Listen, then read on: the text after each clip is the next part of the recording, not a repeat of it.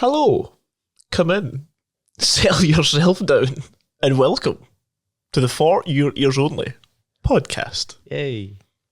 Today is episode I don't remember. We've lost count. This is a retrospective look back at what we did. We're very unprepared for this episode. We had no research to do. We didn't have any episode or movies to watch with that. Script. Jack still has to summarise all the movies inside 2 minutes. Mm-hmm. Every single film. No, we're not going to put you through that. No. But welcome back.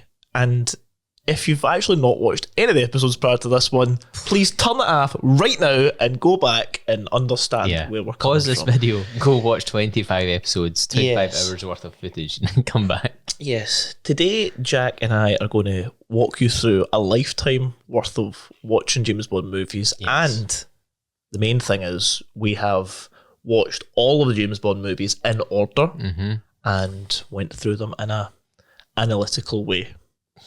Pulled them apart. What makes them tick? Yeah. What makes them good? What makes them pish? High level dissection of the films, right? Yes. We're now going to take a macro view. Oh, excellent. Oswald, Stephen Bartlett would love that, wouldn't he? You ever tried Huel Jack? Anyway, so we're going to go through a kind of unstructured look back at all 25 movies, what we've learned in a year and a half. And before we do that, we'd still like to thank you for joining us on the journey. So where would you like to begin, Jack? And for those who are actually watching this on YouTube, you'll see all of the clutter on the table. Yeah. All the memorabilia. Jack's opened at random James Bond books at certain pages. There's one here of a bike. The Vehicles of Bond. What's This this one's... This book in front of me I've opened up at The World Is Not Enough. It's just really an overview.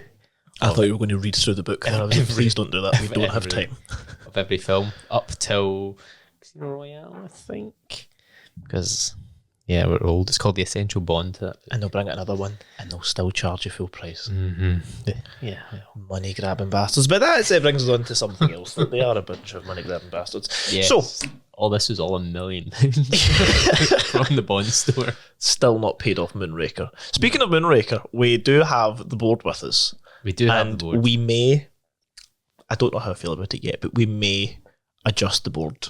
We'll definitely speak about the board. Or we may set the board on fire. I have brought a mini board with me, and what I would like to do is I would like us to discuss what we think is the best Bond movie of each actor, Right. and then pair it against the best Bond movies of the other actors until Okay. we come down to the ultimate winner The ultimate actor.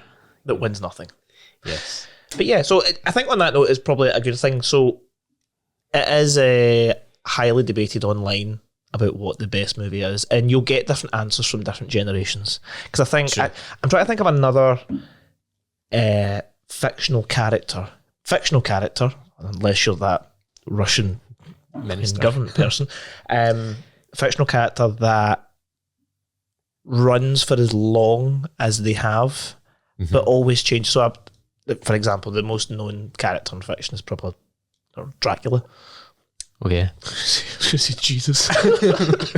Don't cancel us. Oh please. no. Don't cancel us. Yeah, Dracula. But Dracula's same in everything. Drinks blood. That's it. It maybe change depending on the writer going through there. Yeah, the actors obviously changed. Nosferatu, it's coming out soon. That's Yes. a very different. That sort of started off as a illegal interpretation. In the 1922 original Nosferatu, they didn't have the rights to the book, so that's why they changed it to. Was it helped by the same guy that's got Thunderball? Yes, they had to change the name from Dracula to Count Orlok, and from Dracula to Nosferatu, and it's set in Germany instead of England. Oh. And change characters' names because they didn't have the rights to it. And that's why it's taken so long to be remade, because the estate of Bram Stoker basically ordered all the original copies to be burned and destroyed. Just like Spectre. Just like... Welcome to the Dracula podcast. Okay, that's interesting. Well, I didn't think we were going to go into the Dracula facts, but No. see, yeah, that character's changed a lot.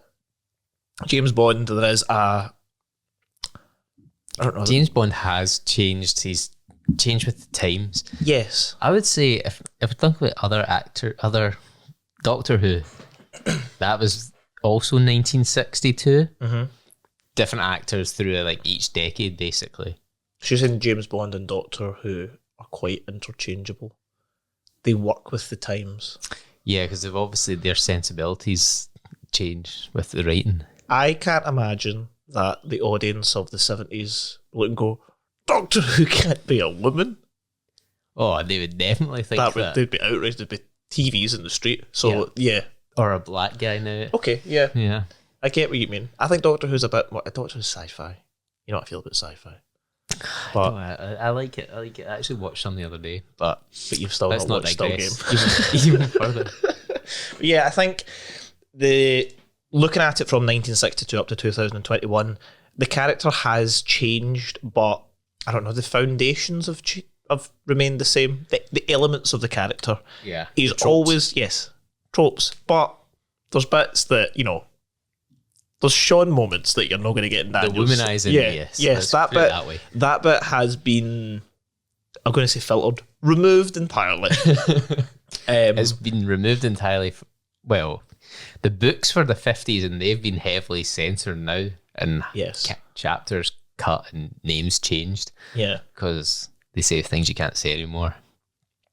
Even between that, even between the book and the film, there's a lot of changes. Yeah. That was only 10 years or so. One of the benefits of doing this at our age, at my ripe old age of 30, and your ripe old age of 32. Jack is older than me. That's not true. No, it's not true. How old are you? I'm 29. 29? Oh, you are? I thought you were 28. You're actually older than I thought. Getting closer.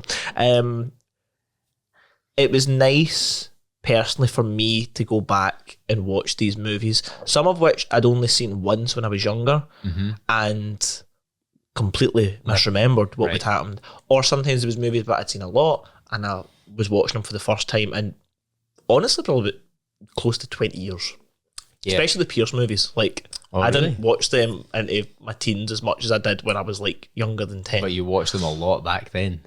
Yes. I think for me it's the 80s films that I've maybe seen once when I had the DVD collection and then never watched again. Roger and Timothy Dalton. Like from Moonraker through to Timothy, yeah. Moonraker wasn't 80s. 79? Yes. So, I'm just thinking of my DVD collection. It starts the right hand side is all that stuff. So no.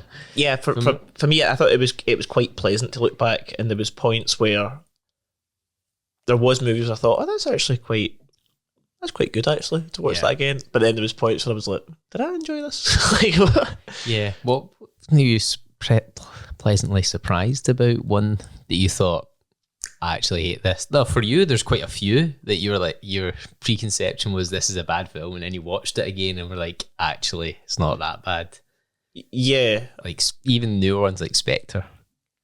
I'd only seen Spectre once before we even spoke about it on this podcast. I watched it once this summer and I went, oh, that's pish. I'm not going back to it. And I never gave it, I didn't give it a chance. There you go. Is the thing. I think the number one, in terms of the things we wanted to go through, is movies that were better than you remember. Yeah. Number one up there, by far, that exceeded all expectations, is Octopussy. Yes. Octopussy, I think we can both agree, Octopussy is a great film. It's so good. Like, I don't understand. It seems weird, and there's people screaming, chucking their headphones off right now. Octopussy is phenomenal. Yeah. It's so good. And it has everything in it. Kitchen sink and everything in it. Yeah. I don't know why people dislike it. I think I can't remember it anymore. Like, was there tropes? There was tropes and things, wasn't there? People probably are put off by the fact that Roger Moore is one old but also dressed as a clown, and they only ever remember that still of him as the clown at the end, and Superman's there on set. Yeah, I don't. And but I think they're quick to judge. Quick to judge, because the actual plot may be convoluted. I'm sure we picked holes in it about the Fabergé eggs and why he needed to smuggle them and all that stuff. It did kind of make sense where it was rogue. Let's try and remember this movie. It was rogue Russian officers who were trying to sell fake antiques or fake valuables. counterfeit valuables in order to get money for something. The bomb. They were buying the bomb, is that right? I don't know. They're buying a bomb, and then the bomb was going to be nuclear. And it was to frame the West in West Germany. Yeah. But see, it's all coming back now. It's all coming back. But it was a nice. You know what it was? It was a nice story.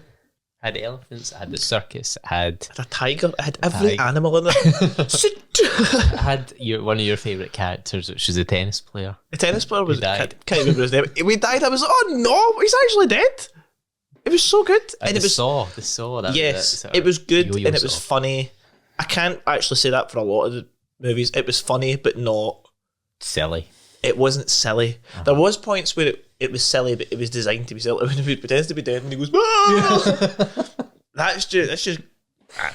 You have to take it. It's corny. You know what you're getting into. That's what I really liked about Roger Moore. I developed another appreciation for Roger Moore.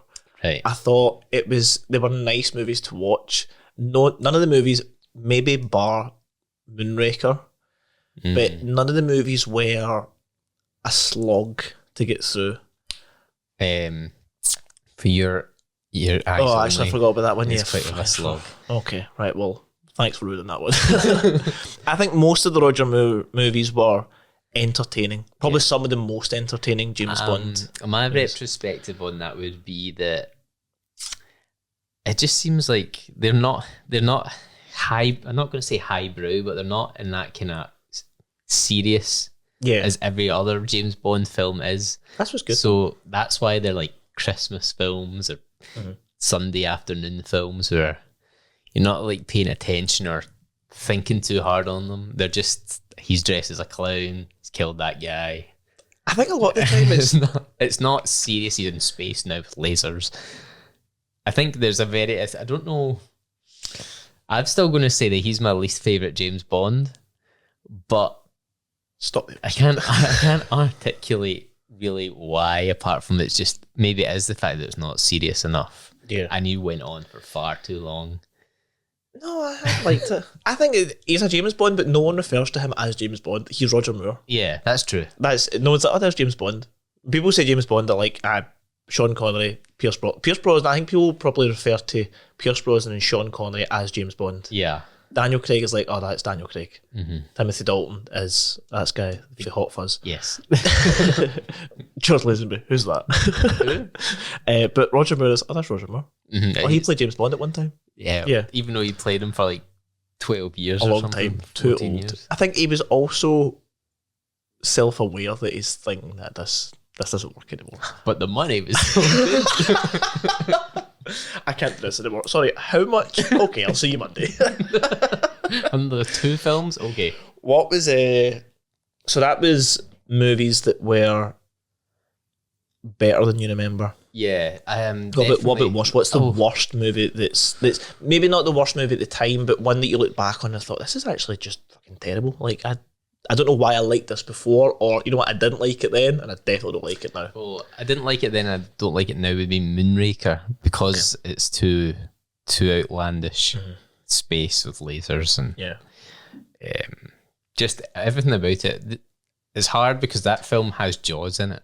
That's the only saving grace for Moonraker, is the fact Jaws is in it, and he's such a strong character. And is it the intro to that film where they fall out the plane? Yeah, that's a good scene.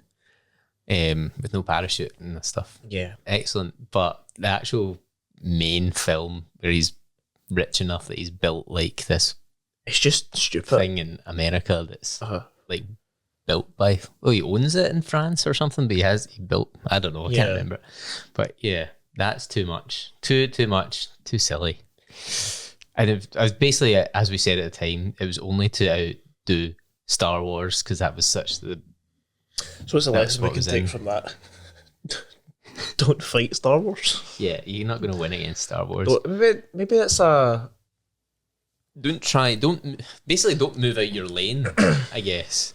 It's kind of like a case study, really. It's a case study for movie executives.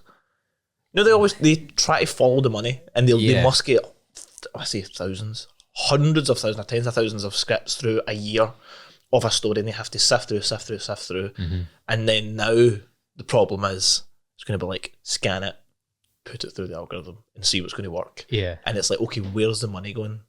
Yeah. We discussed in the last thing about the round off of Daniel Craig and then Endgame. I don't really know how we got into the comparison of the arc of the Avengers and the arc of James Bond. And Because they kind of similar multi-film arcs that kind of took 10 years or more. yeah, but I feel like the executives would look at that, or an executive would look at what Endgame did. I think we could do that with James Bond. Why don't we do this? And it's like, okay, you want to do that? Get back in your time machine to 2008 because it only worked then. Up till now, it doesn't work now. It doesn't work from now then. I think that's probably why they tried to retcon quite a lot in Spectre with trying to add all the previous films in. Yeah, I just They're like, people can tell. They might not know exactly what's wrong with it, but there's some people feel when something's slightly off. Humans are quite good at noticing when they're being force-fed shit. Like, wow, I don't like this. like that's a great visual. Yeah, okay, so Moonraker is the one that I thought was bad and is still bad. Even as a kid, when you're supposed to be into all that space and lasers and stuff, still pretty poor. A film that I kind of forgot about really was Living Daylights and how good that is now. Because I think that's in our top 5. I'm kind of looking at the board. It's number 6 right now. Yes. Yeah, very good. So you like that? Everything's great about it. But how bad is Diamonds Are Forever? Well, I watched Diamonds Are Forever last night again. Why? Because it's Trouble sleeping? it's the second bottom of our board, and Yeah. I always fight for this film because it's hard because I feel like I'm sort of contradicting myself by saying that it is sort of silly, but a good silly, whereas Roger Moore's silly but not good silly. And then I was watching it last night and going, actually, this is terrible. So my views are changing all the time. Do you think with that, I think maybe the issue that we kind of said about a minute and a half ago about you can tell that something's not quite right, or why is it there? Sean Connery's clearly there for the money. Yes. He's come back for the money. He doesn't really... The script, I think, was written in that effort. Because I think we discussed that On a Majesty's Secret Service didn't quite do as well commercially as the Sean Connery movies, and this was their attempt to be like, literally write anything. Blofeld, I write him coming back, but he's not actually dead. And then we'll do that whole bit at the start that was like a carry-on movie. I think that was a bit of it. Right, quite a lot of it is a carry-on film, looking back on it.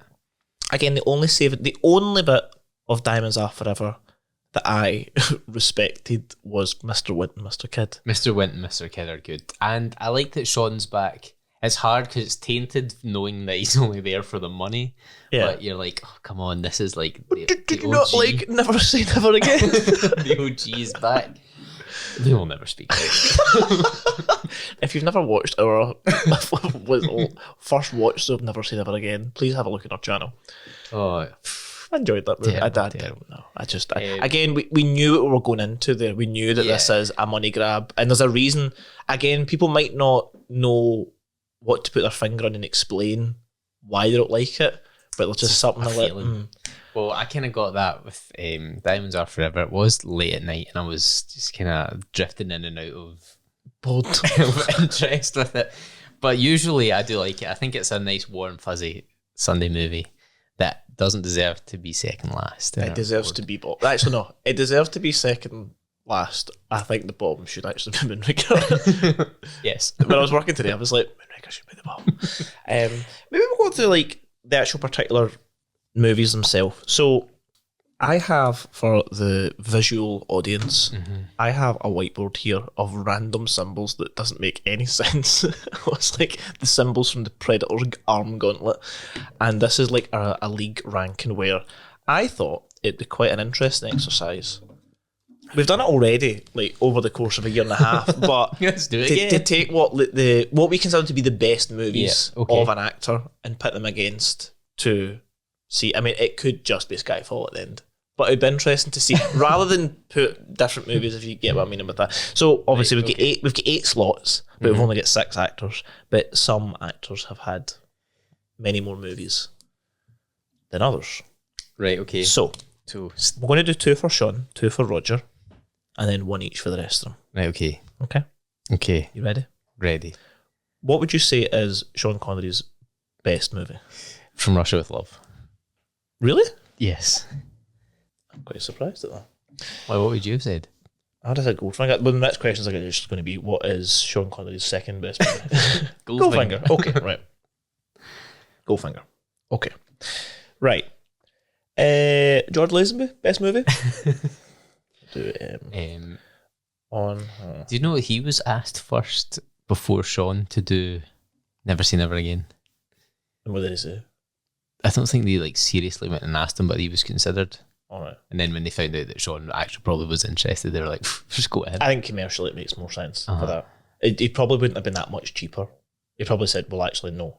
I want as much as you're going to offer Sean. And they would be like, but you're not Sean. You're not the name. Right. Roger Moore. What is Roger Moore's best movie? I'm going to guess you're going to say Man with the Golden Gun. You're going to guess that's what I'm going to say. What would we say is Roger Moore's best movie? I don't think it's The Man with the Golden Gun. That's the highest ranked. For us. For our board? Yeah. Is it? Like I forgot. Oh no, The Spy Who Loved Me is at the top. Yes, I think The Spy Who Loved Me is the iconic what would one. be considered. Okay, right. So, The Spy Who Loved Me. What is Roger's For us, second? it would be Octopussy. Would it be Octopussy? So it wouldn't be Live and Let Die? I think that's a really hard one though. Yeah, it's hard because I don't know. I've never really Live and Let Die is alright. So you prefer Octopussy? Okay. Yeah. Right, I'll say Octopussy. And then we have Timothy Dalton. What's his best movie? Now, this is a big debate. That's a hard one. This is a debate because he's only got 2, and a lot of every single one of my friends says License to Kill, and I say 11 Daylights.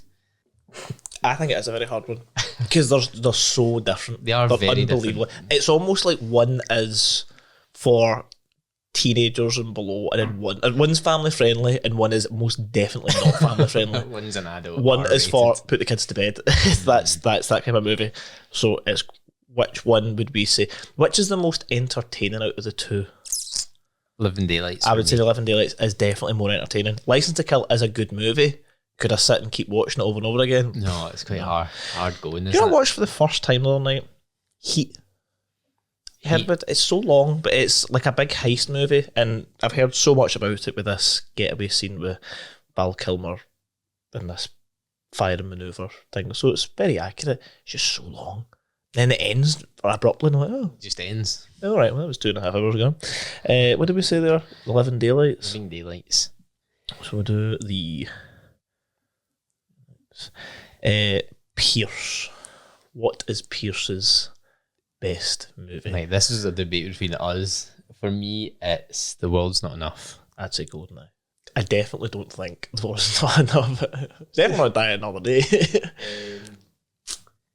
What's more more entertaining? The opening scene of The World Is Not Enough. No, you can't just watch the first 15 minutes of the movie and then turn it off. The whole of Goldeneye, I would say, is far more entertaining than. Okay, I'll give you that. No. I think The World Is Not Enough is a better film because the actors got top of the line actors. You've got that incredible opening scene. You've got. It's just a bit boring. I don't find it boring though. I find it has all the elements. It's just maybe it's a pacing thing. I just it's a pacing thing. I just find it quite boring. There's a good start. Yes. There's a kind of good end, and then in the middle there's this mishmash of back and forth and who trusts who kind of thing. But that's a good. The betrayal is the big thing about it, but it's a twist that you kind of always expected to be in there. I just feel really let down by the car, which is right there. Yeah. Again, the iconic thing for World's Not Enough for me is the blue X-ray glasses, and that's the only bit that holds the middle of it together. Right. The scene with the Parahawks in the snow. What was that even for? They're right there. Firehawks are here. No, you're right. The snow scenes and the electric stuff is kind of rubbish. Plus, there's no tank chase, and there's not enough. There isn't a tank chase. That is an incredible scene. There's a good entrance to GoldenEye. Yep, good stunts. There's good bits through it. There's a tension, good chases. It's Alan Cummings on it. He's quite funny. Scottish. What's her name's on it? Xena Onatopp is in it. So Xena Onatopp's not the one I was in love. We're going to put GoldenEye. And then hard. finally we have Daniel Craig. So Daniel Craig's best movie, I think the category this is going to have to be Skyfall. Yes. Okay. Right. So I was going to just mess it up there and say, right. So now what we've done is we've got. I think it's quite. I've mixed it up so it's not actor and acting. I think. So right, okay. So we have the rounds. We've got final, semi-final, quarter-final. This is the last 16. Okay. Right. From Russia with Love versus On Her Majesty's Secret Service. For me, I think it's quite easy. For me, it's From Russia with Love. Yes, I agree with that. So from Russia with Love. But On Her Majesty's Secret Service is a great Christmas film. Because I'm going to say it's a Christmas film. It's set at Christmas time. I'm swayed because the book's amazing. I said it in the episode, and I'm going to say it again. I think the movie's far too long. It is a long film. Yeah. From a new Bond actor nobody knows or heard of.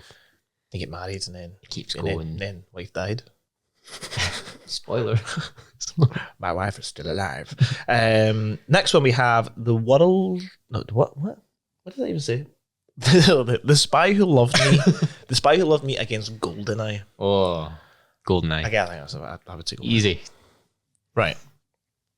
Then we have The Living Daylights v Octopussy. Ooh, that's a hard one. That is a hard one. Both are family friendly. Yes, apart from the heroin. That was chocolate, mate. Both are family friendly. Yes. Both are difficult to follow if you are under the age of 12. One is even over the age of 12. One is like geopolitical Soviet era. Yes. One is geopolitical Soviet era. I would say entertainment value, I would much rather watch Octopussy than The Living Daylights. I like The Living Daylights, Yeah. but Octopus is much more fun, I would say. The Octopussies are more fun. The Living Daylights is more real. But who's more handsome though? The blonde guy with the headphones and Living Daylights, or the guy with the beard and the massive knives? Both models. Both real life models. What was his name? I can't remember which one. The blonde one. Was it not? I was going to say Kill or something. A death in his name. I'm sure. No, you're thinking of Stamper? No. That's the other film, the other blonde one. Let's rank henchmen. Who's the best looking henchman? Who do you have, Jack? Yeah, Living Daylights or Octopussy. I think it's Octopussy, but I would say Octopussy, but The Living Daylights is more James Bondy yes, because it has this. That's the one with Jude Law, isn't it? yes. And the actual The cello is what makes it James Bondy. this sort of assassin scene Yes. where he has the thing over his. Oh yes, it's very cool. Yeah, it's cool. They're and- both good to watch. Yeah. I just like Octopus is much more fun. Mm, Now we've got a hard one. right. Skyfall or Goldfinger? Actually, no, it's not that hard. I'm not going to say that's hard. Well, Goldfinger is the iconic. That's the one that set the world on fire, and everybody talks about it. It's always at or near the top of everybody's rankings. But Skyfall is just the best James Bond film. Okay, so we're going to say Skyfall. Right. Semi-final. No, quarter-final. From Russia with Love or GoldenEye? Oh,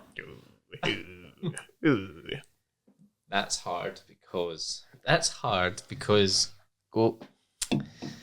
GoldenEye's Why is it hard? GoldenEye's our era. Why is it hard? Many reasons in GoldenEye. Like, Okay. but Just got that joke. GoldenEye's our era, and that's we're kind of kind of bias because that's our bond. But From Russia with Love's just a great 60s film. You're giving them both very good answers, Jack, but you're not giving answers to which one moves forward. What in terms of it, like, what movie could you watch again? I would say GoldenEye. I'd have if it's watched. What could you watch again and maybe directly again? Probably GoldenEye. Okay. From Russia with Love does have some pacing issues with the whole gypsy fight scene that could have been cut. Oh yeah, I forgot about that. There's quite a lot in the middle that can get cut, but GoldenEye, the tank scene, the intro scene. Octopussy v Skyfall. This is where it gets serious now. Do we have? I'm just thinking. You've got Q in a hot air balloon, or you have that like interrogation scene where they try to kill M and M's death as well. But Q's in a hot air balloon. An octopussy. No, it has to be Skyfall. There's actually no debate there. You shouldn't have let me keep speaking. And then we've got the final GoldenEye v Skyfall. That's so coincidence. What have we learned? Nothing. Like always. Skyfall. Okay. So we've got Skyfall. Coincidentally is number one. The top two are exactly like we. GoldenEye is number two. It's quite funny because then you've got Octopussy and From Russia with Love on joint third.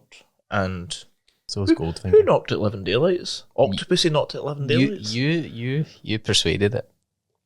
I persuaded you. So there we go. Those are new ranking. What did we learn there? Nothing.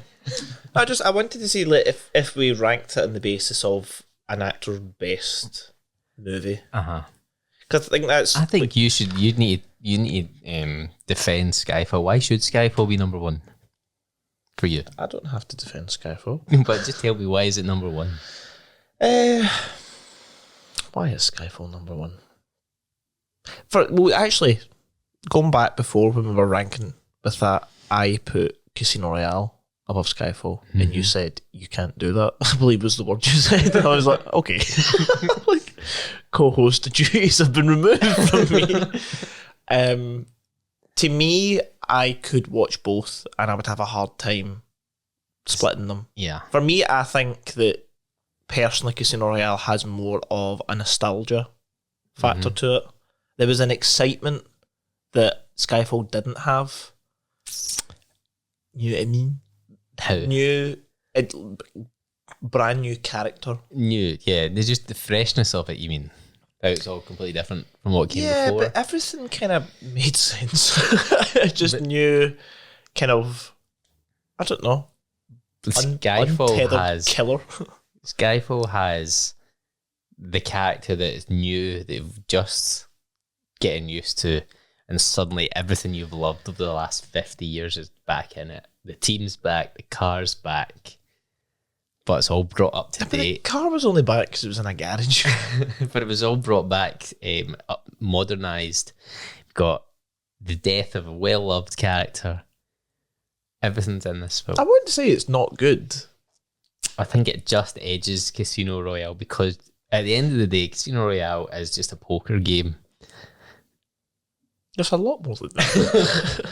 And Skyfall's a literal one-man vendetta against him, and you can't not root for him. I think to survive. The problem I had with Skyfall is it started to fall into the movie. I know that is a movie, but it started to fall into the movie side of things where if he wanted to kill him, he could just kill him. It's really not that hard. I get it. He blew up her office. Mm-hmm. Right. Okay, you can blow up the office remotely. You can get her anywhere. You can get her Jag. You know where she lives. Mm-hmm. You sent her a spam email and she opened it.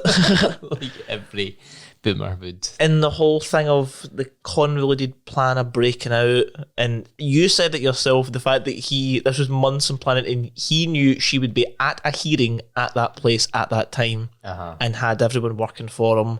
He knew he was going to be captured on the island because Bond arrived at that time and told the person to bring him to the island. He knew that was going to happen. Even though the henchmen of Silva did try to kill him in the casino. What if they succeeded? And he was like, guys, I've been planning for fucking months and you've killed him. How is he going to arrest me now and take me to MI6? So, again, it's hard to put your finger on it. It's following the plot of, what if we do this and what if we do this? Yeah. It's nice in a movie if the situation's explained and you're just along for the ride. And everything pans out. I think Casino Royale does follow that maybe up until the end. It's a simple plan of this is a financier, and again, you said it yourself of we could just arrest him, but that's not that exciting. No, exactly. So why don't we try and take more of his money? We could freeze his assets, but why don't we take more of his money? You're a really good poker player, and beat him that way, and then he's got nowhere to run, etc. Both films fall at the hurdle. I'd say Skyfall is more of a culprit of following a script kind of thing. It's like the train thing of the train coming through the wall. A train coming and then he puts it through and I was like, well, you planned that, but why? Why was the train empty? So we didn't have any victims?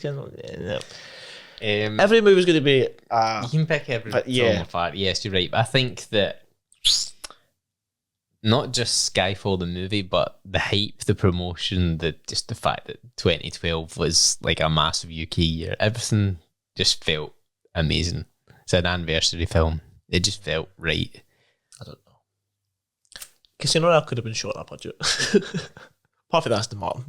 Apart from destroying the Aston Martin. Yeah. I think, there was I don't know. I just thought there was a warmness to Casino Royale that I liked. And it didn't have that in Skyfall, but then Skyfall was a completely different movie. Yeah, there's a freshness to Casino Royale. Yeah. And a grittiness. The maybe's not... It is still there at Skyfall, but it's kind of... You've done it for 2 films, so it's expected. You had to do something. You had to kind of kill him off and then make him old and weak, but he can Which still do... I don't know, he can still do his thing. It's kind of the whole thing of, like, Fat Thor. Like, let's make Thor, just get depressed and just eat loads of food and become fat. But Fat Thor was good Thor for, 10 years, whereas... but they made a decision to not get him to lose weight because at the end, I think it was actually Chris Evans, but it's like, no, Thor doesn't need to be ripped to do his job. Just keep him large. Inspiration for the large population. You can still be the God of Thunder. Shake your ass. I was going to say something like that. Anywho, so we've ranked that. Learnt nothing.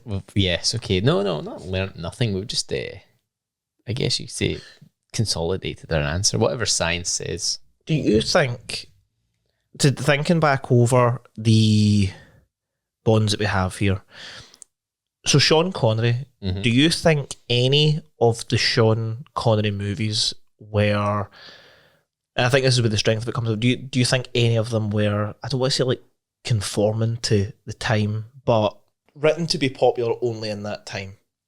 Fashionable, some might say. Okay. I think it's hard because that was 60 years ago and I wasn't alive to know. That's not what I'm asking. To know if it was... So a good example of this would be, to say like the Roger movies. Moonraker, 100% try to be fashionable. Yeah. 100% set in that time, written for that. Yes, 100%. You're right. You have A View to a Kill, I would say is fashionable. Why? What was that? Because that was the whole like computer era and talking about the microchips and things. Okay, yeah. It was a time in history that you can't replicate that now. You can't say, someone's going to take over the computers. And you're like, well, everything's a computer, so you can't do it. Yeah, you're right. Live and Let Die was also that kind of, it was the black exploitation. We talked about that. All those films about that time, they're like, right, so let's make it let's set it in this time to try and the whole, I suppose it's maybe Blackula and all that. Yeah. I suppose it's like a different time as well because up until recently, I'd maybe say it now like that, the whole job was it wasn't to get ratings, wasn't to get reviews, it was to get people to buy tickets to go and watch this in cinema. That was That's it. why they had the jetpack and all that stuff. Go and watch this movie, tell your friends, get them to buy tickets, and then go and see it. Yeah. And that was the whole thing about it. The Sean movies, I don't think, maybe apart from Diamonds Are Forever, where it was trying to lean into the whole American side of things, I think I you're feel right. that Las Vegas probably had a lot of investment in that movie. Yeah, it was basically a big advert for Las Vegas, wasn't it? Yeah. So I don't feel that with the others. yes, and I think that's another thing that I just didn't really like about Diamonds Are Forever is it did feel like a big cash grab thing. You Only Live Twice was just a story, an over the top story. Thunderball again, But And over the that's top- what the book was. It was the same as the book. Exact but same that was the plot. point. But he didn't write the book to sell books at that time. This No. was just a book written as a story that anyone can read. Again, books are, apart from Kindle, books are going to always be there in some fashion. So I don't think there's any film there that you're like, oh, right, that was purely because. Well, I guess you could say, You Only Live Twice was kind of. That was the Space Race was really only the 60s. yeah, but you could still watch it now and be like, oh, it's not really that. Of course, it's not that dated. There's certainly parts of Your Live Twice which are very, very dated. If you don't know what we're talking about, go back and watch that episode. But Live and Let Die, the Man with the Golden Gun. Man with the Golden Gun, I think, is That's not actually dated. pretty timeless Yes. altogether. That could Again, be- like you keep saying, you could update that, you could remake that right now, and it would be almost the exact same plot, and it would still be a great film. That could be a Netflix film, a 100% very good. good Netflix film. It's a forgotten one because people. I think that Daniel Craig would have actually been a very good. That would have been a good story of his, especially that Yeah. he's established, and because you've got. I suppose you've kind of got it with Skyfall in a way, where you've got an old agent who knows him, but then if you've got a hitman who, oh, I'm the best in the world, but all right, you've got this guy who's also a government assassin, right? Okay, let's put him to the test. You're like, Yeah. oh, what's going to happen here? That sounds quite exciting. Yeah. We get the idea first, Netflix, so any royalties come to us. The Roger ones where I think some of them were guilty of it. The Spy Who Loved Me, I don't think that was, again, Cold No. War kind of thing. You're not going to get it now, but you could. I don't You know. can make Cold War stories now, i.e. Yeah. The Man from U.N.C.L.E., what's any names, but that movie was made 2014, about a time. Well, in that the was a 80s. remake of. Yes, but it still made sense. People still went to it. It was Yeah, still a good story. And then you've got Timothy Dalton. Again, those are like really. I mean, I don't know if the sort of whole gangster thing is Oh, kind of what they were. 100%, yeah. That was the 80s, wasn't it? The whole. It Vice. had to be set in Miami Miami. Vice, Yeah. That was very much of the time. James Bond, be the coke dealers. That was all that was That going was on. it. Reagan's a war on drugs. Reagan sleep. Pierce Brosnan. No, there's No? nothing in there that made me think this is a 90s. Apart from the fashion, you couldn't tell that it was in the cars that it was a 90s film. Yeah, and maybe Tomorrow Never Dies. I think with the whole media thing, weaponized media. Okay, That was the big thing. that was kind of, well, I guess it started the modern era. You still get it nowadays. Die Another Day was really fashionable. You know how they have all those like space lasers? You know how the Democrats control the clouds with their space lasers? Yeah, exactly. Anywho. Ever tried creatine? You ever tried moose? It's nah. There's no Pierce. Pierce is not guilty. You Pierce think is Pierce movies are flawless and I'd like them. I think they are. I'd actually probably say they are shrouded in technology. I think it's a whole GoldenEye was a whole technology EMP another weapon. laser in space. It wasn't a laser. It was an missed. EMP weapon. I think thing. maybe James Bond's guilty of rehashing stuff. 100%. What Do you? was the first space weapon in James Bond? You only live twice, I would say. You only live twice. And that was the essentially one that just ate the ships, and the then ships. landed. You know that maneuver that we've only just worked out how to do. Elon Musk keeps stealing satellites. Elon Musk is a James Bond villain. Did you know that? What's the internet you have? The Elon Musk Starlink, right? So see the Starlink satellites. Do you know they only started launching satellites in the last 10, 15 years? Starlink. Do you know of all satellites ever launched in history, right, half of them are Starlink? Oh, really? Wow. That's half of them. That's hauling ass. That's a lot. We need to just get them up. Get them up. They don't work. Just keep sending them. Tying them in helium balloons. Come on, just keep getting them up. Yeah, so many of them are up there. Is Starlink his company, or did he just buy into it? No, I think it's his company. Because I'd never heard of it. And it was actually my mum that bought it, and she didn't even know it was Elon, or I didn't even know it was Elon until months after we had it. Would that have changed your No, decision? I wouldn't have changed it, to be fair. It probably made me go, that's it. I think everything's connected, because I think the whole design is that you get fast internet everywhere. Anywhere, because it's from you're not just looking satellites. you're not just looking for the 4G or 5G towers. You get it everywhere, and the point was that obviously Tesla cars can now get internet everywhere. The houses can get internet everywhere. There was a whole thing about like Ukraine where it was providing. Yeah, I know you might not. Yeah, with that. But anyway, how did we go into this? Oh yeah, so twice. The space Blofeld and Elon Musk. Yeah, are the same person. Yes, but even Dr. No was a space thing. Launching rockets, wasn't it? Was it nuclear? He sent rockets up. Doctor No was so long ago. There was something about a bath, or like he melted in some uranium bath. Yeah, but why? There was no. Do you know what it was? It was a radar that was trying to malfunction the NASA rockets to crash them for reasons that I can't remember. Extortion, probably. Something to do with that. Yeah. Right. Okay. So what my point was 10 minutes ago, that they rehash ideas that you've got. Diamonds Are Forever as a space laser. And then, 20 years later, they have another space laser, as if we've all forgotten, with Die Another Day. And it's also made of diamonds, isn't it? I think that's Is that like the exact same weapon then? Yes. Great. They were both diamond things. They're both diamond movies. The only difference is that the visual effects changed. Oh, we can do this quite good now. Can we? Do we have the budget for the surfing scene? No. We can do the space laser. Anywho, my point would be that some of the movies are fashionable, some of them are not. I don't think that really affects the quality of the movie. I think Does it affect your ranking? No, because You're just trying to see past that. to go back to the point before, people can tell when something's kind of lazily done, or it's like, oh, let's just try this.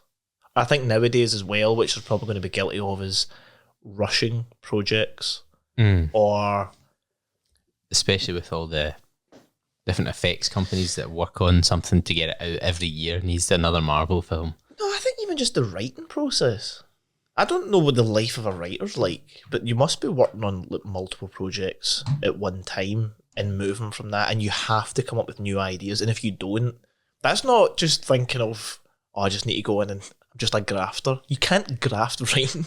You can work hours and hours, but if the inspiration's not there. And I think the problem is when you have... You get salaried writers, do you, anymore? Salaried writers? They just freelance, they just... What do they get paid in? They just, as in like... Exposure? As in they're not like in a contract for you work 35 hours for this company a week. Oh, I think you just turn in a script yourself and they buy it from you. Yeah. That's it. That's probably the only motivation for it. That's, yeah. If I don't... It's like SNL writers, they just don't leave. They just sit in the office all day. Every day. But I think... I won't kind of focus on James Bond, but it could be for anything, is the writers now are... I don't know, do you look at previous material and see what works? The audience is ever changing. Mm-hmm. This is probably, maybe other than Star Wars, is a lot of the audience that watched all these James Bond movies in the beginning are now dead. That's just a fact of like been over 50 years. 60 now. 60 years. And maybe looking back at those old movies is, okay, maybe we will want to take elements. Maybe we will throw in an Aston Martin. Are we throwing in an Aston Martin just because it's expected? That's expected to be there? Should there be a tuxedo? Yes. Doesn't hurt to have it. No one's going to look at it and go, fucking... Cause if it makes sense... Yeah, as long as it's not out of place, it's not at like a funeral in a tux or something, then even that's not that bad. But I mean, like in Spectre, that funeral, everybody looked great. The best funeral ever. It was in Rome though, so. It was Italian, yeah. Yeah. Maybe they just look, just Italians just look good in general. So, since the 90s, it's been the same writing duo, script writing duo. Remember, it was Purvis. Haggis. Purvis. Neil and Purvis. Neil Purvis, somebody else, and then Haggis. Wade? Purvis and Wade, is that right? Uh-huh. Purvis and Wade, and then Haggis comes in to rewrite a couple of things when the studios aren't happy with what the duo have done. But that's been since the 90s. The new Star Wars films and TV series, were they all written by different people, or is it the same core team? It's that big guy with the hat. Slash. The guy with the hat, the director, Fellini or something. I have no idea what you're talking about. He seems to be like overlooking a lot of Star Wars stuff, but not George Lucas. Not George Lucas. He's not. He's pile of money. He's still counting. He's just checking his bank account every 5 minutes. Another few billion have come in there. But what I was trying to say was, is the fact that it's the same team, maybe they need to change. It has been like. Do you think it's getting stale? Stale. Well, I think now's a great opportunity that it's been gone for 4 years, 5 years, nearly 6 years since they wrote it. That they should really have another team. Yeah. Since the 90s, it would have been quite nice. It would be just not prepared for it, but it would have been quite nice to see what obviously the directors changed all the time, and you could see that. Yes, the directors did change, but in the background of every movie, there was a broccoli, and they were Dave Filoni. The guy with the hat. Him. It's not Loden, but him. He like directs. He's very pixely. I've seen that guy before, yeah. And Jon Favreau. Why does he wear a cowboy hat? I don't know. I think that's just his nerd thing. Yo. Yeah, it would have been quite interesting to see how the writing thing changes, but I don't think it was that. The production team's still the same, and the production team will choose their writers. And maybe, again, we've maybe accused them of the same thing of that. Not, I don't know, not being kind of snobbish. But actually, being snobbish. Choosing the writers they want, yeah, the directors they want, where they think it's going. Again, I don't really know that much about the process, but the writer won't start the project. The producers start the project. Yeah. They are approached by a network, or in this case, the network's always there. But then it also works to the point where the audience now is completely different. How is it going to work with Amazon? Amazon own it. Amazon say what's going to happen. Directors are like pleading with these streaming services to bring it out in the cinema. For example, Knives Out 3. Yeah. That's now Netflix owned. Mm-hmm. Because it was always Netflix, wasn't it? No. I think the first one came out in the cinema. Netflix then bought the story rights, brought the Glass Onion, and they're now doing the third one. And Daniel Craig's like, please, for the love of God, put this out in the cinema and don't make it 2 weeks. Yeah, make it actually. I think that's the other issue as well, is they want to try and get these things out as soon as possible. For me, for example, like the second Joker movie. Oh. We're going to go and see the cinema. I went, no, because it'll be in streaming at some point. And I was like, I've heard people's reviews of it. I'll always like to view it myself. Yeah. But when I went to see the first one and I came out and I was like, what? And I was like, well, I'm not going to fool me once. I'm not going back in again. Okay. I will wait for streaming to see what that's going on. Well, I loved the first one, so I did go and see the second one. No. So I made a correct decision that I will wait for streaming. But what I don't want is for it to be, okay, we're going to do a big cinematic thing, but everyone knows in a month's time it's going straight on Amazon Prime for the, what's the joke they call it, like home premiere? Yeah. Shut up! Like Yeah, you still need to buy $10.99 for that? Like, fuck off. No, I'm going to the cinema to watch it. Like, if it's there, it's in the cinema now, and then it's on nothing, and then it will be good for 6 streaming to at 9 like, months. yes, Yeah. a long time away. And we've done this intentionally because we want you to go to the cinema. If you don't want to see spoilers, go to the cinema and see it.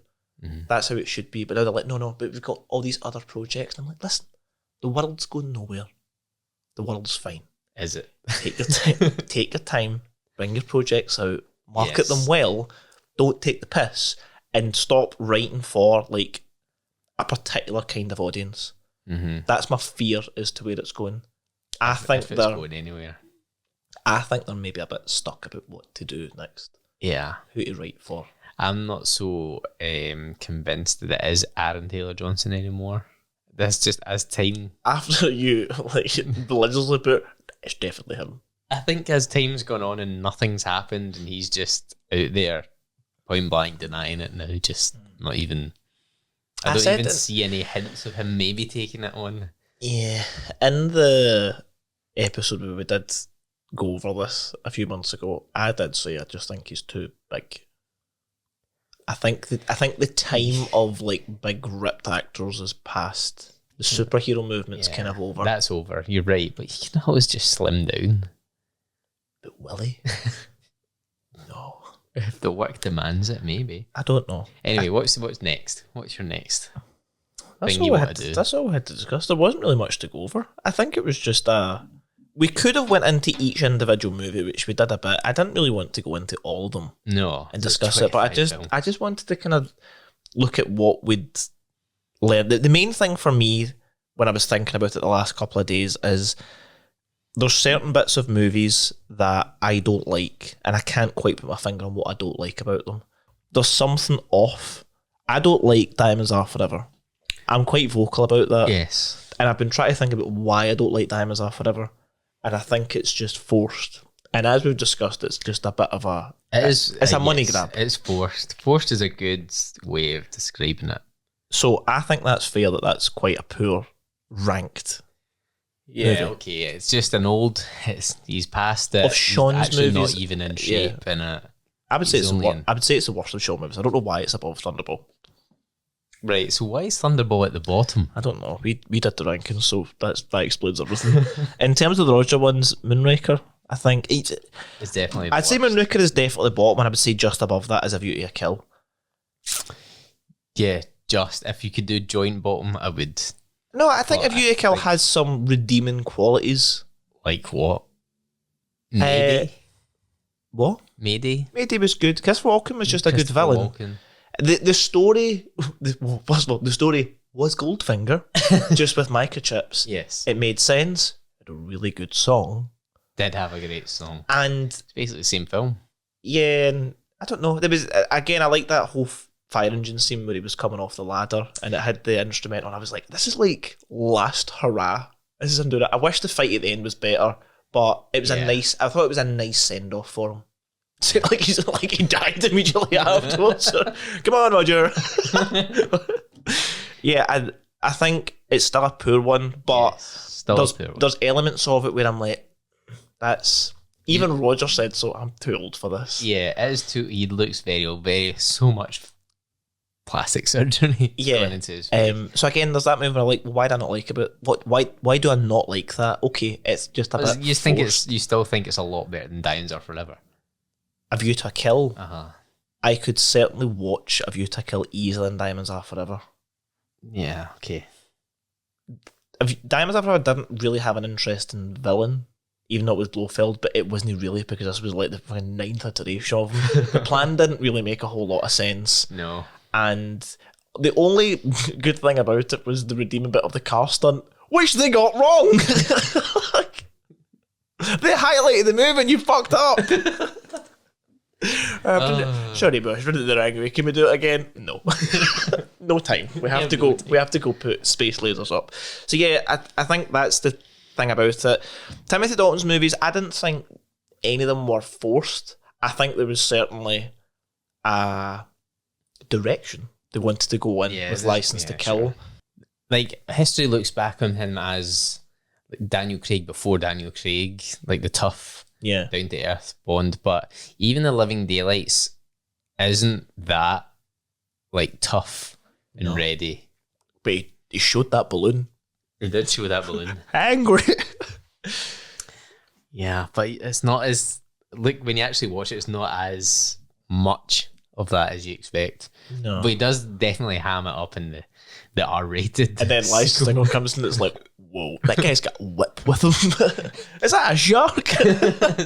Yeah, so a lot of issues. again, I didn't think it was. I didn't think it was forced. That it's like, I don't know, a cash grab kind of thing. Then we got on to Pierce Brosnan. I don't think any of the movies were kind of cash grab. Die Another Day, I think, was. I'm going to call it rushed. It was like 3 years, so it couldn't have been that rushed. I think maybe it falls into we're in a new millennium, we've got new technology, let's run with all that. Do you think And it doesn't pull off. Do you think with that Die Another Day they tried too many things? They were like, this North Korean guy changes his face and his DNA to a new man that's like, oh, James Bond, what's that? And we've got a space laser that burns everything. Whoa. And the Aston Martin turns invisible. And it's like, whoa, there's so much that's not possible here. There's so much impossibility in that movie that it goes beyond far-fetched. Yeah, I don't know if it's again another anniversary film, the 40th anniversary. Maybe they're like, we just need to throw everything at this. Aston Martin's back. It goes invisible this time. The bad guys have a car that can also have gadgets in it. Die Another Day is fun. Like, it's ironically, I would say that of the Pierce Brosnan movies, GoldenEye is the least fun to watch. It's quite entertaining, but it's not. I like watching it with like a group of people just go like, wow, whoa, look at that. Die Another Day up there's like, look at this. Look at bearded Pierce Brosnan. Like, there's so many bits that's very entertaining. Next I would say is Tomorrow Never Dies, because it's quite funny and you get the remote control car and that's those good. kind of goofy bits. Then World's Not Enough, and then GoldenEye. But then that's just like entertainment. When we rank it in what's a good movie, you're like, okay, well now it's the opposite order. Are we saying the least entertaining movie is the best? That's because it's serious and what mood do you find you in? What are you in at the time? So yeah, there's not any of the Pierce Brosnan ones, maybe other than Die Another Day, where I think there was a couple of factors where I think it was just, okay, that's just... I don't know if it was really as bad as we all think. Yeah. I think it's a good film to watch. It is a good movie. It's entertaining. Just don't take it seriously. But as we said in the episode, it was kind of kneecapped by Austin Powers, who did all of that before. And Rowan Atkinson's ones. Oh yeah, John English. Yeah. That was just James Bond. Everything. And then we have Daniel Craig. I don't know if any of the movies were a cash grab. I think for me that was maybe the writers trying too hard.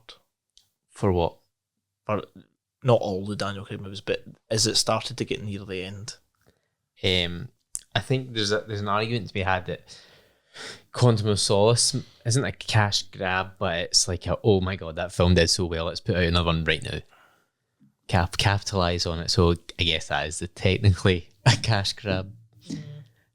But they did plan to do that. They did plan to release one after the other. Maybe they just thought it's too long to put in this. The opposite of like The Hobbit. See, that's one book. Let's make 3 movies. I think you're right. I think it's maybe the writer's strike that they had to write it on the fly basically ruined that film. I mean, they could have just held off and waited for the strike and just put another couple of years back, but they'd already spent money, I guess. Yeah. But then what lets Daniel Craig down is the complete opposite thing, is the fact that it's now 5 years between a film and then 5 years between the next film. That kind of, there's no momentum there. And I guess the argument against that is, well, it builds hype by not being around. But does it? don't know if that works in marketing terms anymore. All I'm trying to say, What are you trying? What have we learned? all I'm trying to say is I don't think there was any money grabs, cash grabs. I think they were the whole arc of, There's certainly a lot more placement. yeah, a lot more money in there. But the actual arc of Daniel Craig was good. You see a new Bond, and he gets old and dies. He might get old too fast, and like that's quite jarring to go from a brand new Bond to suddenly you're the old agent. Yeah. But they could make if Daniel Craig was 5 years younger, they could have put another film in there to make it better. He's already making Knives Out 5. Ashley. I don't know. I think for the next one, I don't know what we were trying to get at there. just try to see what we've learned. We may have just learned nothing. It was just. But I think for me, in terms of the next one, I don't care who it is. I don't really even care what the story is. I just hope that I hope they put it together in a way that's a fun story that is not trying to meet like a particular criteria. Mm-hmm. Like the endorsement side of things. If you want to do endorsement, look at Tomorrow Never Dies. That was a movie that was paid fully with endorsement. Mm-hmm. It wasn't even that like it wasn't Obvious. like Pepsi ads like flashing the screen like subliminally as the movie went on. Hypnotoad. Yeah, it wasn't anything like that. It was you didn't notice it and you still got funding in to the movie. Mm-hmm. Do something like that. Don't just feature a Nokia phone that no one is ever going to buy and take the money off them. Please be honest with these companies because they will just go bankrupt. So, like that side of the commercialism side of it, Let's not get too commercial. yes, don't You write don't- for do that. you need to anymore? You're basically backed by Big Jeff. What? That's true, actually. You don't need to product place anything except an Alexa. Oh, it'll be everywhere, wouldn't it? That might be everywhere, and that's it. It'll But be that- like, but just like going, Alexa. For anyone who might have this podcast on the speakers, Alexa! I'm sorry. Yeah, like, I hope they don't go down that. I hope they don't try and... The film actually might be a lot better now if they don't have to do that. I don't think that was a bad thing, though. I hope they don't lean into that side of things. I hope they don't try and...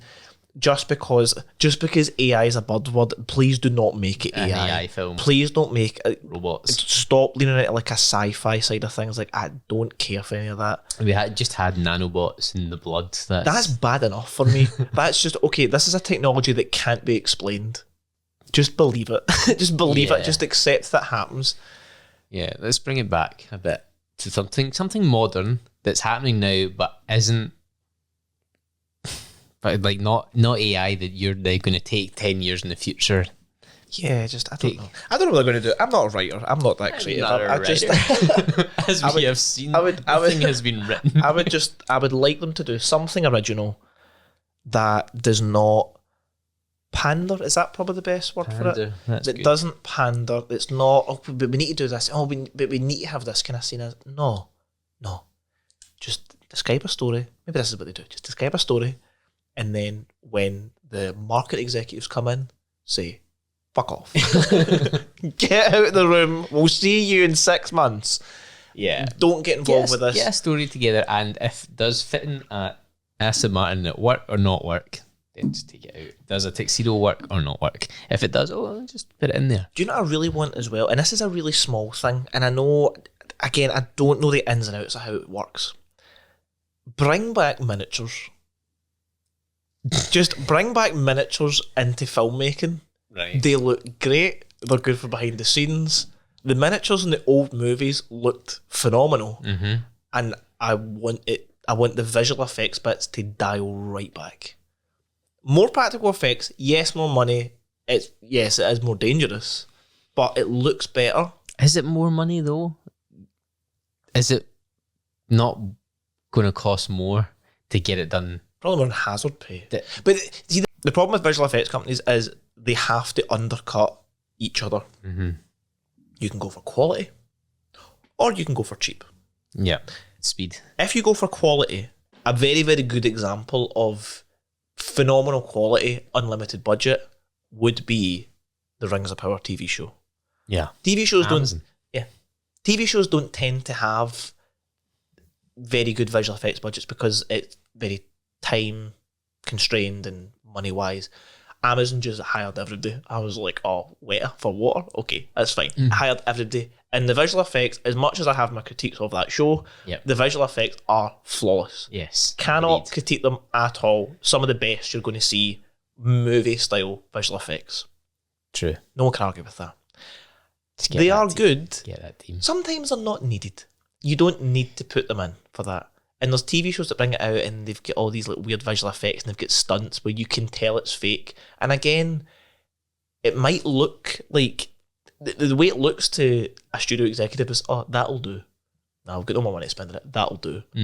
If someone is really doing something like an actual stunt, you can tell and it looks good. Like the car. The Aston Martin flip would never happen nowadays. They wouldn't do it. They would just go, oh, we'll just do that visual effects. We'll put a camera in the car and we'll do visual effects wise. I.e., the forest scene in No Time to Die, when the car flips over, was all visual effects. Yeah. That was just, you see it and I'm like, there's something not quite right about that. And I get they've got a budget for all these other things. Even the car crashing into the thing in Cuba. It was a real car, but it was enhanced. I'm like, right, okay, well it kind of takes out a wee bit. Yeah. There's an element of fun and an organic, maybe that's the word I'm looking for, an organic element which is taken out of it. Real reality in miniatures. Yeah, I like miniatures. I like seeing miniatures. Miniatures look maybe good. is 8K cameras and all that maybe just like That'll be fun. too good to you're like, oh, that's just a figurine. I don't think so. Because you can go right up to it and it looks great.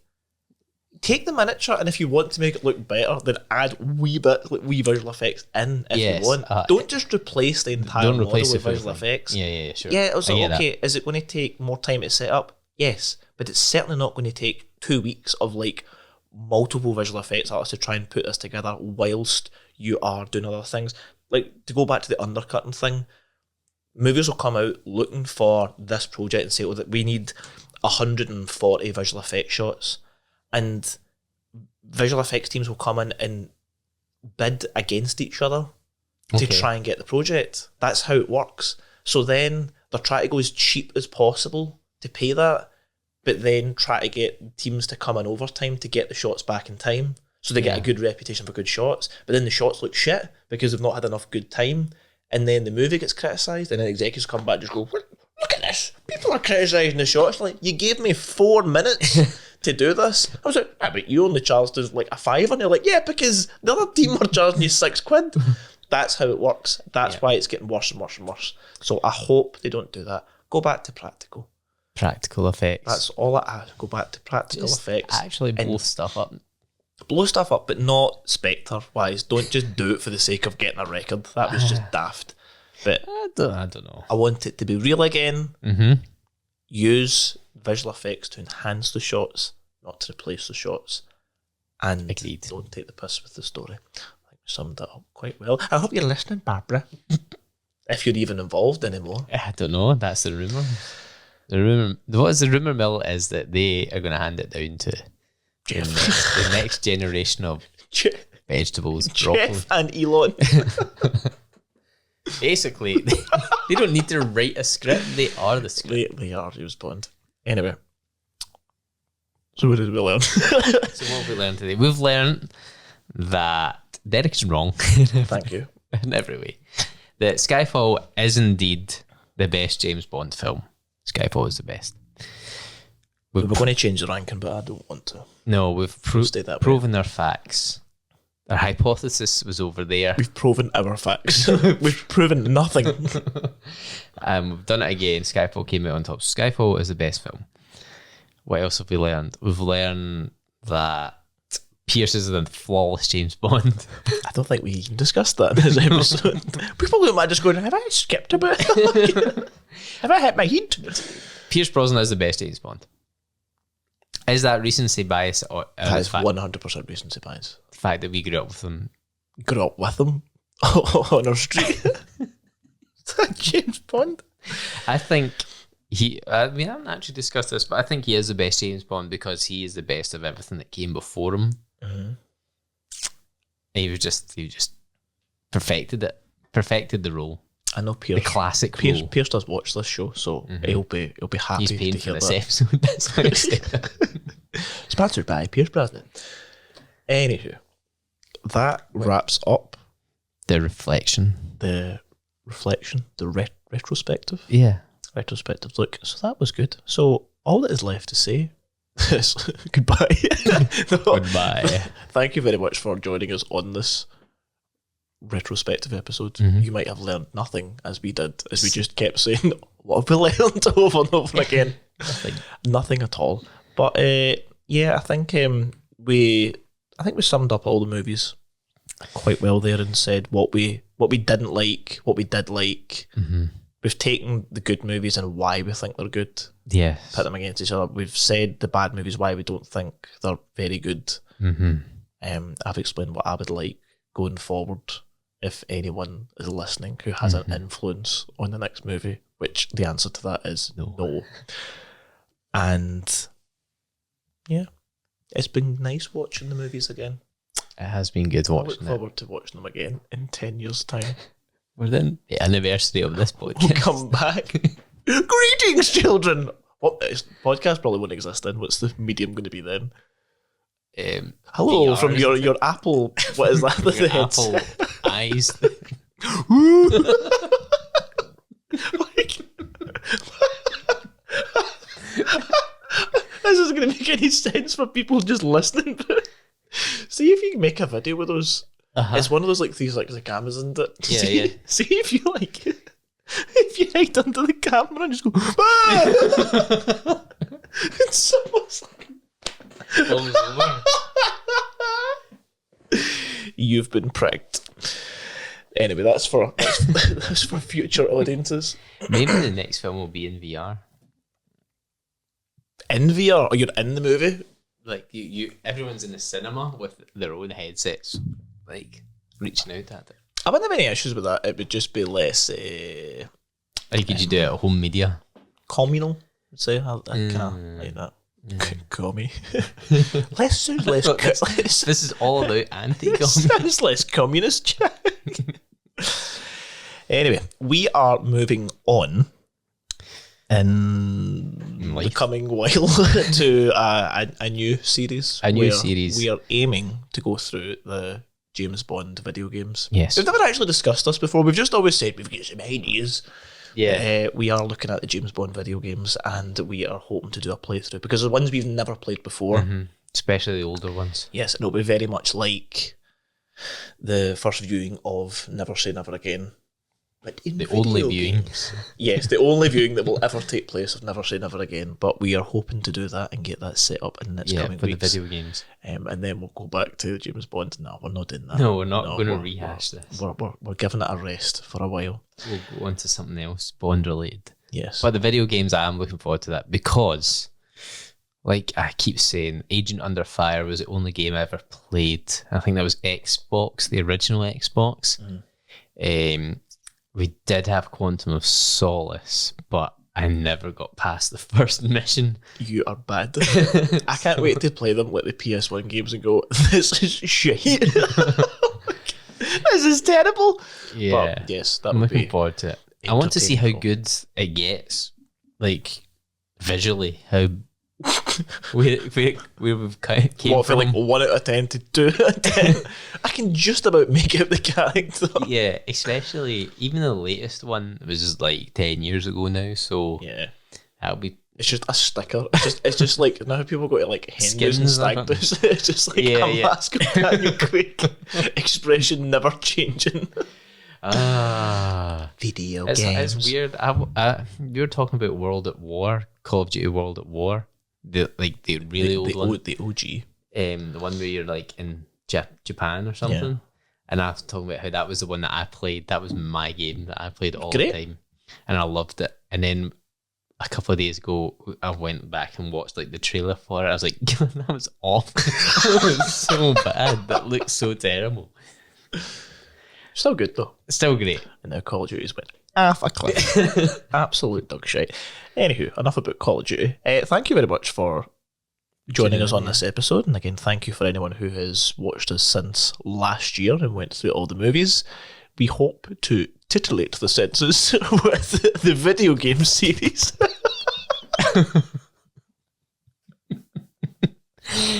And if you've got no interest in video games, you won't care. But you might have an interest after watching us. You might enjoy it because you're shite at it. As Jack has just admitted, he can't get past the fourth level. So it might be a very, very short video. It's just 12 hours of me screaming, "Jump, Jack, jump!"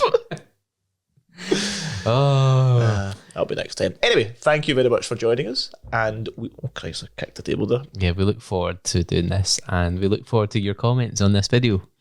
If you've got any ideas of what we should do next, just shut up. If you disagree with anything we've said, keep it to yourself. Yeah. As always. Right. Thank you. Thank you. Bye-bye. Bye. Bye.